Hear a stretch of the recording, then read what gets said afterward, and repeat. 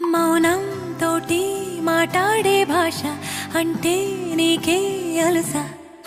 ఈ అలలా గట్టు ఆ పూల చెట్టు నిన్ను చల్లబడువే అంటున్నాయే ఏం జరగనట్టు నువ్వు కరిగినట్టు నీ కరగనంటూ చెబుతున్నాలే నీతో వాదులాడి గెలవాలేనే వన్నెలాడి సరసాలు చాలండి ఓ శ్రీవారు ఆఖరికి నెక్కేది మీ